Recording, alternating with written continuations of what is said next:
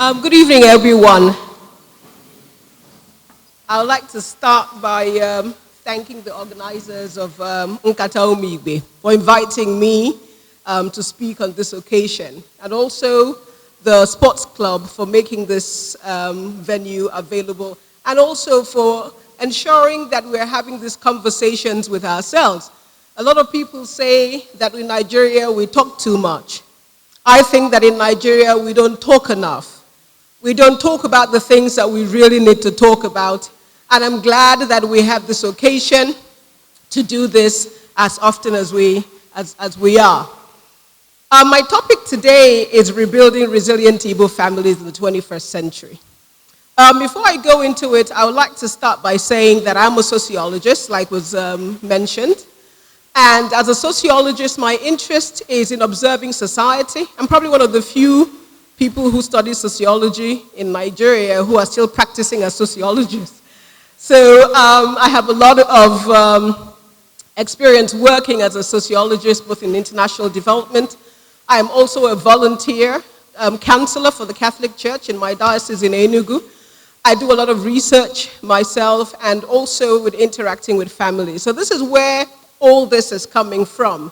I am seeing a lot of changes, in our society, in our understanding of what family is, and I recognize that so many other societies have gone through this. The African Americans, for instance, or the black people in the Caribbean. And if we are not paying attention to the changes and what it means to us as a people, we too may begin to suffer the effect of not paying attention to change. So the topic today really became relevant because of the vast changes taking place in the world of home and work today. Traditional roles are shifting, as we know. Permanent jobs are becoming a thing of the past. They're giving way to short-term, less stable jobs. And only those who are nimble, flexible, and constantly updating their skills can really excel in the new world order. The world of work is also becoming more automated, meaning that less workers will be required for the future, yet population growth continues to accelerate. It is estimated that by 2030, Nigeria's population will be 250 million people. While self-employment is becoming more attractive, it is also more competitive, requiring more innovation and skills. This situation is made worse in Nigeria, where the poor economic reality means that less jobs are being created, and self-employment is made more difficult with the limited availability of the enabling infrastructure for entrepreneurship. Igbos are particularly hit by this harsh economic reality because most of us depend on the sweat of our brows to put food on the table. The government largesse, which comes from holding positions of authority or having friends in the corridors of power, eludes most Igbos. In this situation, in this presentation, I will focus on how these changes are impacting on families. While I make recommendations on what families can do to become more resilient and adaptable to the changes, it is not the focus of my paper, because there is not a one-size-fits-all for any challenge. Instead, my desire is to bring the issues to your consciousness, especially those things you may not even be aware of, so that through understanding the issues, each family can create their own solutions. The changes in the labor market are also creating changes in the family and household, like I mentioned. As more households are thrown into unemployment, seasonal employment, and underemployment, this is creating changes in household structures, gender roles, and expectations in the family. The stereotype of the working husband with a housewife or wife in lower paying job is altering. In many cases, men are no longer the sole breadwinner or even the highest breadwinner in the household. But the assumptions and notions of what it means to be a wife or husband which was based on that stereotype, are not. They're not changing. So a crisis of identity ensues, where the man, not now unsure of his role in the household, fears the loss of status and rights, and so by physical and mental coercion, insists on the privileges he enjoyed as a traditional breadwinner, even when in reality he is not. The woman, also raised on the notion of a providing husband, has no idea how to act when this is no longer the case. This creates so many tensions that makes it even more difficult for the family to bond and survive the impact of change. 3 kinds of persona arise from these tensions. The first persona is what I call ndi omenani. These are the ones who revert to holding doggedly to tradition because they believe that by doing this, they can hold on to old privileges. The second persona is the ndi uka.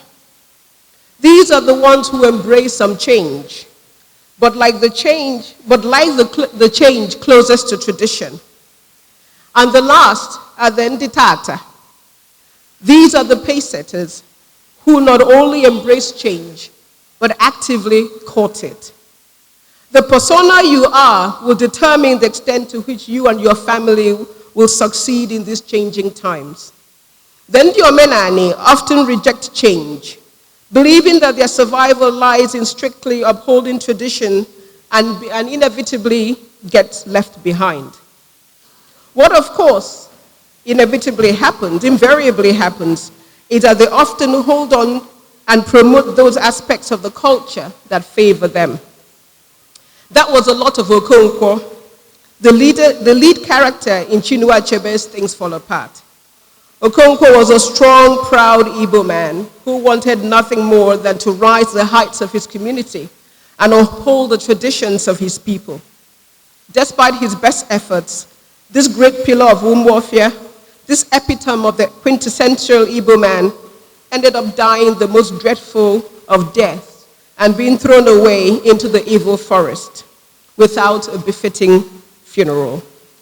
Okonkwo faced what we face today, a vastly changing society where the culture he understood and worked so hard to preserve was fast disappearing. Instead of identifying how to adapt the old to the new, he did what most of us will do. He tried to destroy the new and preserve the old. But the forces that were propelling the new were obviously going to prevail.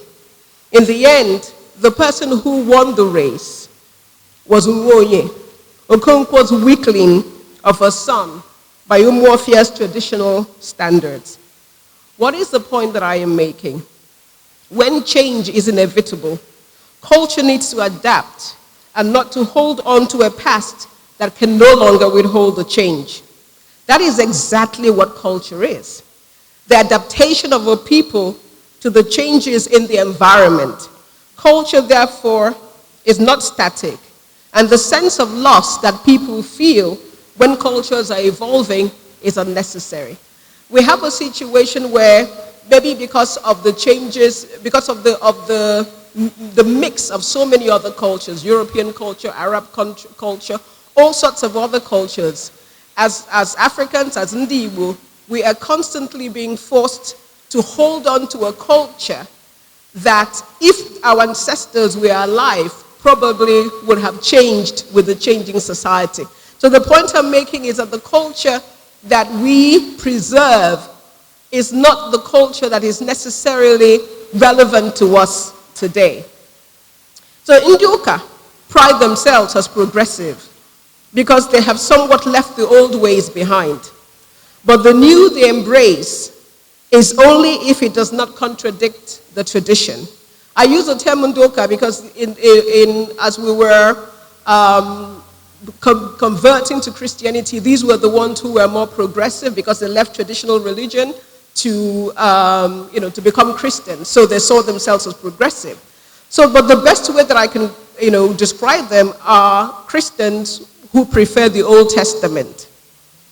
These ones are able to make better progress than Ndi Omenani, but they do not go very far. Ndi Tata represent what Igbos are, ever adapting to control their world. They are the pace setters who not only embrace change, but actively court it. They reinvent tradition and make it work for them. These are not to be confused with those who embrace Western cultures without question. They are not the same. We're not talking about those who go abroad and then, they're all acting kind of funny. We're talking about the people who are very comfortable in their own skin, but who recognize that culture works for them and not them for culture.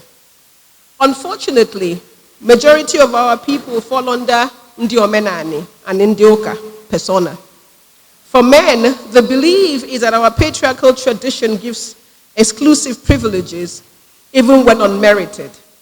So holding on to it will allow them to continue to enjoy power and position in the household. But our traditional patriarchal system, the system of male dominance and privilege, makes it even harder for Igbo men to adapt to the changes in work and home.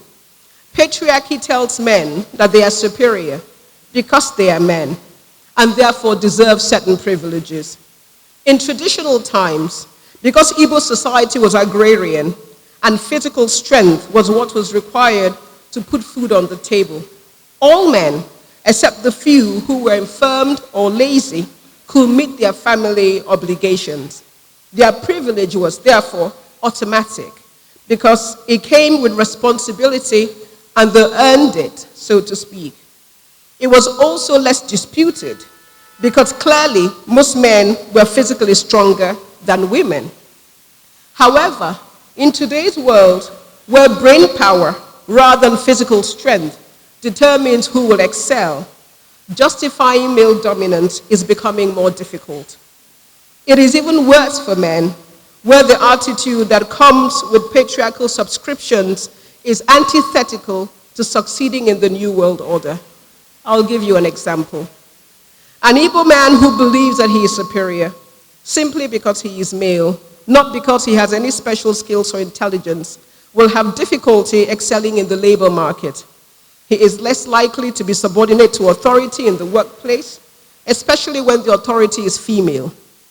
And if he loses his job, he is less likely to take a lower status job just to keep putting food on the table. If nothing of his level comes up, in most cases, it will take years of stubborn refusal before he finally succumbs to something of a lower status job, if at all. To illustrate, a male engineer loses his job. He is likely to spend the next 10 years looking for another engineering job or a job he considers of the same status before he finally ends up doing something else that will earn him an income. During these wasted years, the wife assumes the role of breadwinner, but must not become too successful in order not to wound the husband's profile. If indeed she does become successful, she must never show or act it. The greater income that should have come to the family from the husband supporting the wife is lost on a temple of irrational envy and sometimes downright sabotage of the wife's endeavors. Reverse the situation. A woman who is an engineer is less likely to lose her job in the first place because the years of patriarchal socialization have taught her to be humble and obedient to authority. If for some reason she lost her job, she will be more able to take on another line of work or business. You have friends who are medical doctors, female friends, they've lost their job, and they're telling you they've lost their job, they're putting their hands in the pockets and showing you the jewelry they are now selling. They're giving you your cards for the small chops that they are now making. They're able to just go with it. As a result, the woman is more likely to succeed in today's world than men because she does not have the pride associated with status. And I'm not speaking for every woman or every man. Of course, we realize that this is, that there are people who do not fall into these, straight-jacketed stereotypes, but this is the generalization. The skills required in today's world come more naturally to women. Ironically, patriarchy, which inevitably ends up oppressing women, have actually given women the skills to be more adaptive in the labor market than the husband who was originally designed to be privileged by patriarchy. This situation is not much more different where the husband is self-employed. The harsh economy is rendering the self-employed either underemployed or seasonally employed, as very few businesses are doing well all year round. When the situation becomes reversed and the husband is no longer the breadwinner, the household is plunged into another level of crisis, managing the husband's idiosyncrasies. The families that do not end up in divorce have to deal with his drinking, to womanizing, to mental and physical abuse of the wife and children. The only way he knows to behave when patriarchy fails him. The impact on children is enormous. The get-rich syndrome that we have, by force, by hook, by crook, which we Igbos are saddled with, is not unconnected to the pressures young men feel from patriarchal socialization. I heard a young man once say to a friend of his, and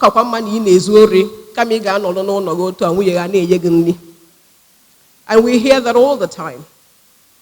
This situation is made worse when we are in the Western world, where the law provides more rights for women than there will be in the case of Nigeria.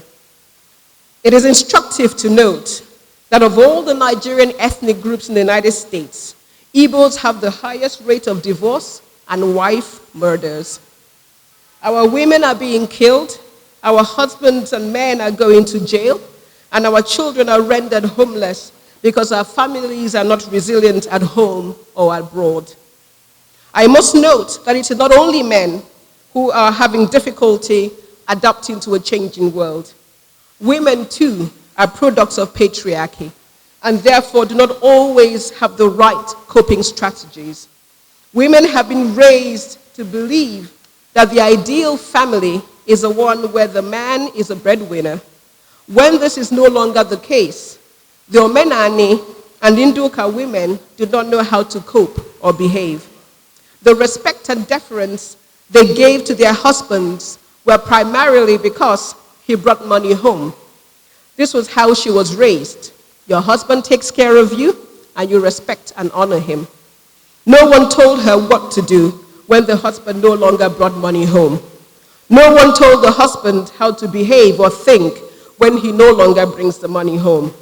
The wife may become rude and abusive because she no longer has a reason to respect the husband, and the husband retaliates with mental or physical abuse. The impact of all this on the children, as we know, is enormous.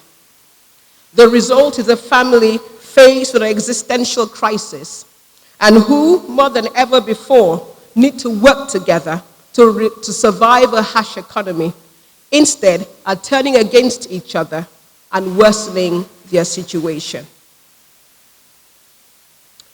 The good news is that we can reverse the situation. We can rebuild strong, resilient families that can withstand and even take advantage of the economic situation we find ourselves in. We can do the following. Like I said, every family is unique. These are just recommendations. I don't expect that it will be the same for everyone. But I think the first thing that we have to do is that we have to challenge patriarchy. Men need to begin to challenge the ideal stereotype they are raised to believe they should be, and replace it with a much more realistic image of what it means to be a man. That being a man is just human. You cry, you have emotions, that some are intelligent, some are not. Some are resourceful, some are not. As soon as we begin to have a much more realistic image of what it is to be male, we will see that we will have much more realistic expectations of ourselves and our lives. Brute force will never again be used to evaluate human beings. That world is gone forever. Brain power will continue to be the measure of success, and that is given freely to both men and women. We have to focus more on how to harness the intelligence of every member of our family, regardless of their sex, in order to succeed. Remember that if God wanted all men to be superior to women, he would not make any woman more intelligent than men. He is not a God of confusion. If you're in a household where your wife is intelligent and resourceful, do not become the enemy within. Instead, work on making her the best she can be, because your household will ultimately reap the benefit. A leader is one who harnesses the skills and talents of his team. As most people who are in this situation know, becoming the enemy within does not reduce the woman's success. On the contrary, it makes her even more resilient. Women should also challenge patriarchy. A husband who does not bring home money is not useless. He's not an anofia. By supporting a husband at this difficult time with encouragement, a more intimate and loving relationship will be forged, which in most cases makes it easier to reverse the financial setback. Remember that the stereotype of the typical family is exactly that, a stereotype, which means that in many cases it will not hold. Once each family views theirs as unique, they will create their own family from their reality and one that works for them. We also have to remember that human beings are not made for culture, but culture for human beings. Culture should change as society changes. Just like Igbos embrace Western education and are using it to compete favorably in today's world, we should create the 21st century culture that addresses our reality and not to be trying to keep living a culture that is not consistent with our present world. Igbo men and women have to embrace new value systems. A man's value should not be based on how much money he makes or brings home, but on the values that he has: integrity, honesty, hard work, spirituality, etc. Because these are the things that will ultimately bring home money in the long, consistent term. We need to talk to each other. We need to talk some more. Because the first thing that happens once a man loses his income is that he withdraws. The less he talks, the more paranoid he becomes. Talking helps ease the feelings of anxiety and worthlessness. It also helps the partner know what he is going through.